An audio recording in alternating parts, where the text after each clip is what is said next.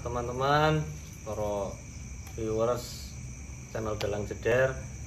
Kali ini ada di konten baru namanya Jeder obrolan horor. Kita mau ngobrol horor apa? Kali ini kita sudah mendatangkan narasumber. Oke, kita nanti kenalan sama narasumbernya.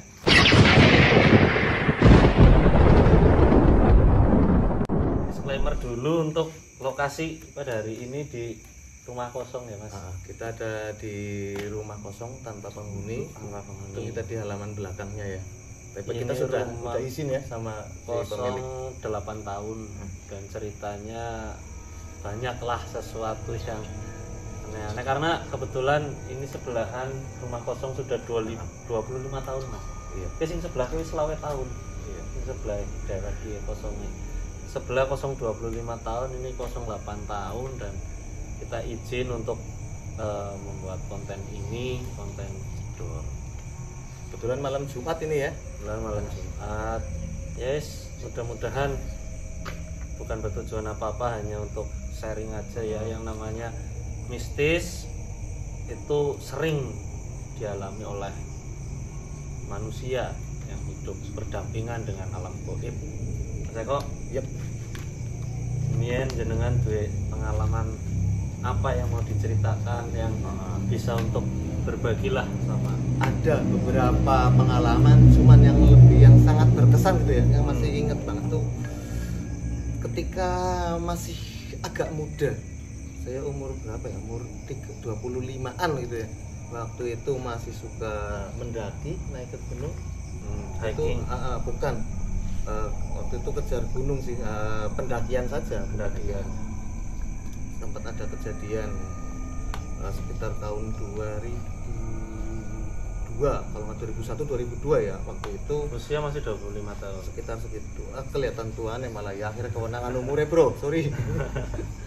Itu aku sempat pendakian, emang jalur pendakian itu aku ke Gunung Slamet. Gunung Slamet kita emang rutin ketika momen 17 Agustus atau tahun baru, kita biasanya pasti ke sana. Cuman kebetulan kalau pas momen-momen tersebut kan biasanya padat pendaki. Jalan terlalu ramai. Kita ambil pas itu momen sepi gitu loh ya. Lagi jarangnya pendakian. Yang jadi orang Betul. Maksudnya kita kepengen nyari ketenangan. Memang tujuannya kejar gunung aja, ngejar puncak. Suatu saat itu aku berangkat 3 tim. Satu tim 3 personil. 3 orang. Kita dari posko terakhir Dusun Bambangan, kita naik setelah lepas maghrib, sholat maghrib, terus kita jalan di shelter posko pertama, lepas dari perkampungan masuk ke wilayah hutan kontrak. Kita ada shelter perhutani, di situ kita sholat isya, setelah itu kita lanjut perjalanan. Ada hal yang menarik di situ Mas Yakut. Dalam perjalanan itu karena kita nggak ada teman, nggak ada tim lain, hanya satu tim kita 3 personil itu sempat kayak agak hawa mistisnya tuh sangat tajam di situ. Tiba sekitar pukul 2 malam kita sudah di pos Pelawangan, masuk pos Pelawangan. Memang situ kita sebetulnya sudah lewati yang namanya pasar setan. Itu kan ada terkenal pasar setan ya.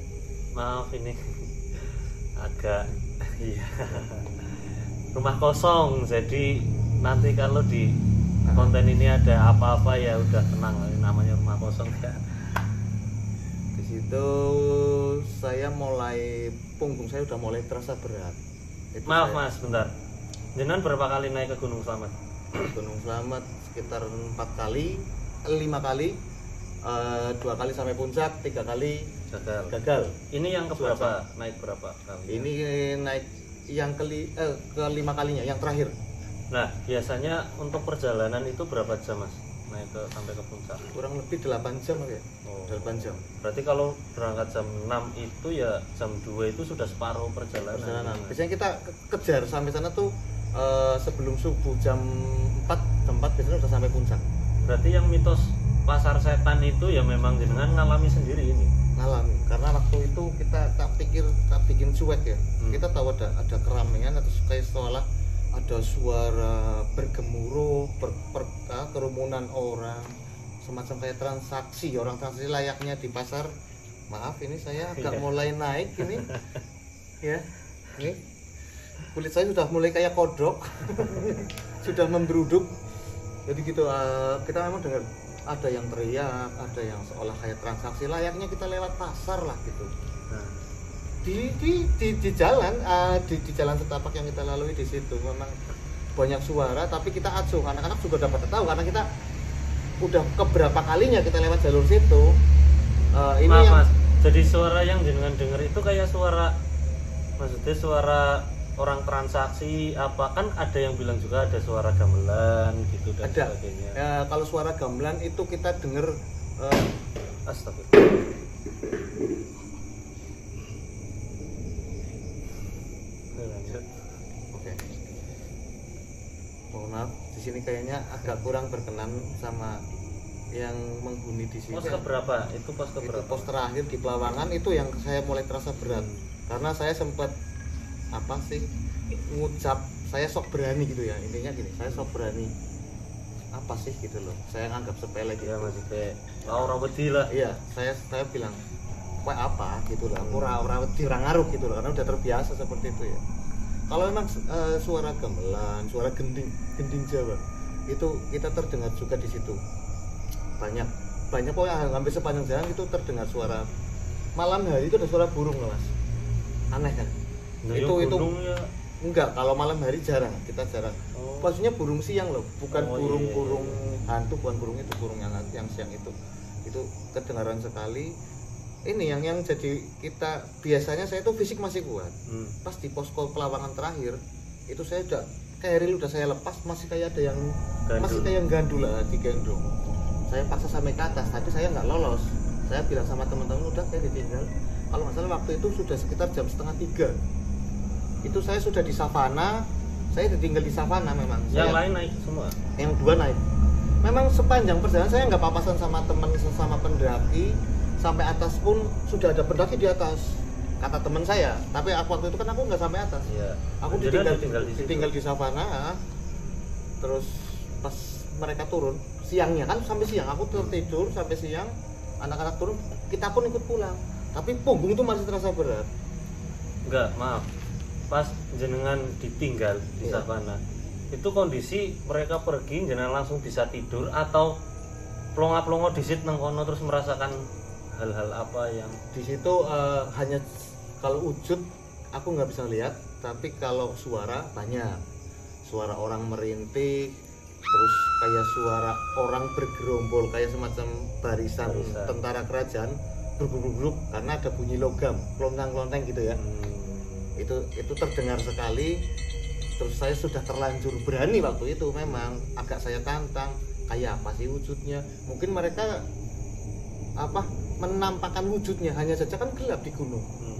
Saya hanya bawa lampu badai 1 sama setter pun nggak saya nyalakan. Kalau lampu badai saya nyalakan. Nah itu sampai pada akhirnya saya tertidur dan siang teman-teman datang, tim saya datang 2 orang itu, turun karena saya udah dehidrasi waktu itu, sempat dehidrasi. Saya pulang dan ini langsung kita ceritanya langsung habis ya. Kita langsung pulang begitu saya sudah di posko terakhir. Saya naik kendaraan, waktu itu masih naik kendaraan bak terbuka, naik angkutan umum. Kalau orang bilang itu kita ndayak.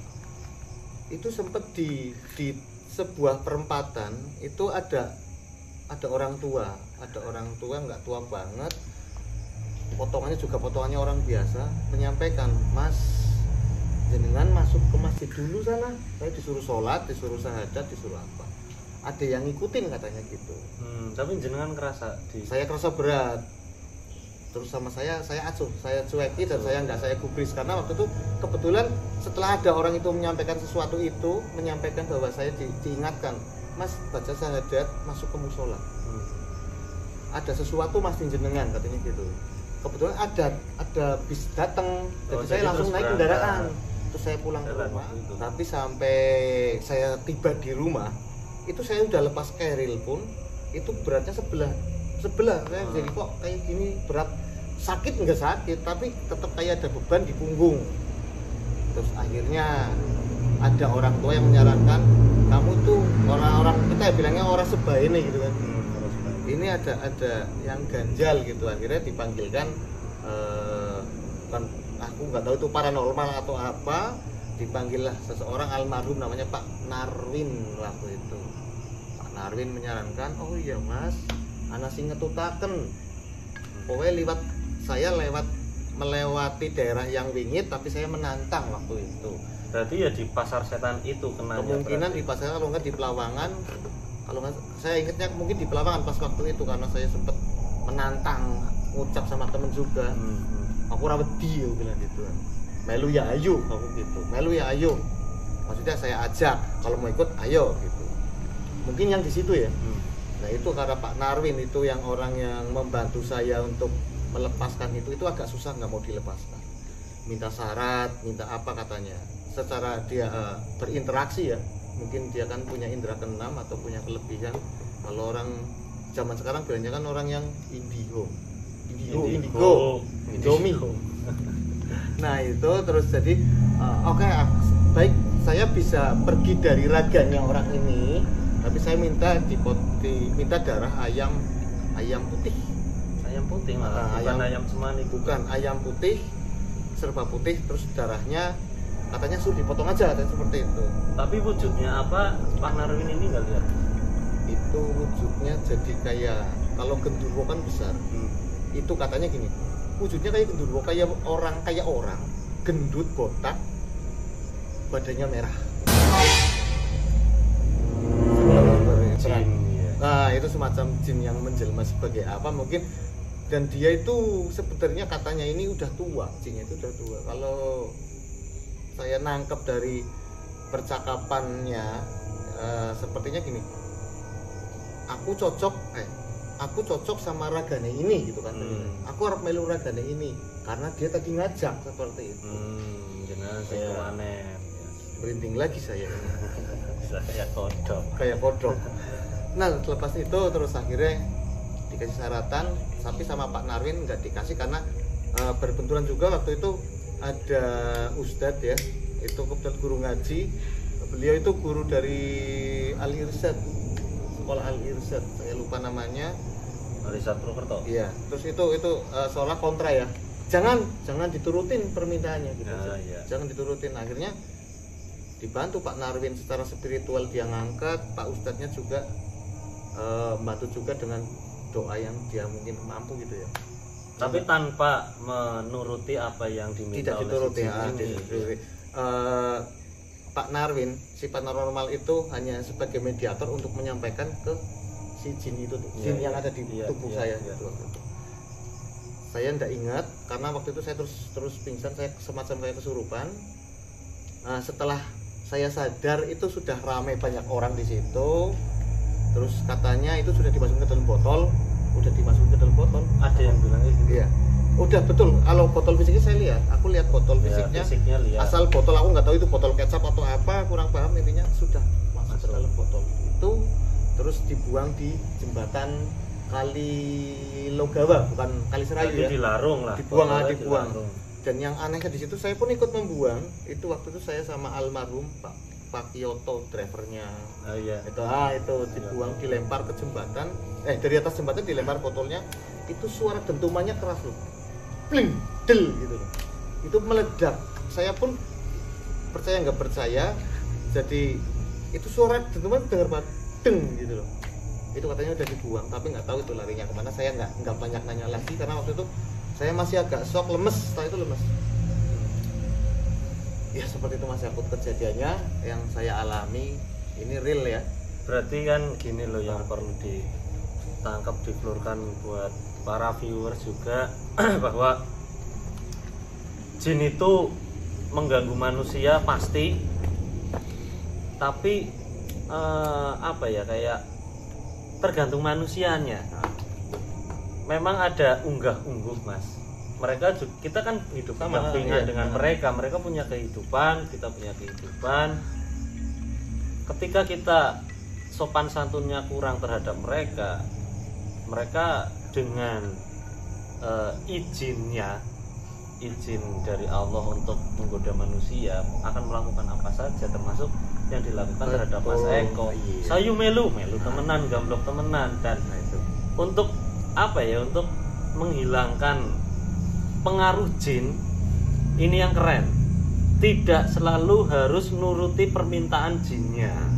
Itu yang dilakukan oleh Mas Eko, karena dilala ada Ustadz ya, yang membimbing ketika itu. Tidak selalu, karena malah ketika saya setuju Mas, ketika dituruti penjaluk penjaluk sajen apa, malah kemaki Mas. Setelah itu malah kemaki lah jinnya lah. Ya mohon maaf, derajat kita lebih tinggi daripada jin. Saya kalau jenengan sih nggak tahu. Iya. Itu seperti itu. Jadi keren lah Mas Eko menuntaskan pengaruh jinnya pun tanpa dengan sesaji, tanpa dengan apa ya, logis saja, karena di Quran juga ada bacaan-bacaan untuk melawan. Dan untuk kejadian gini mungkin bukan hanya saya, kebanyakan pendaki pasti punya pengalaman mistis. Kebanyakan pasti seperti ya. Ini saya pun beberapa kali pendakian pun pasti mengalami. Dalam kadang satu tim saya, kadang saya sendiri, kadang ya banyak. Udah sampai di bawah baru mereka menceritakan kejadian-kejadian mistis, kejadian aneh yang kadang di luar akal kita. Ya. Bro? Apa? Hah? Stop.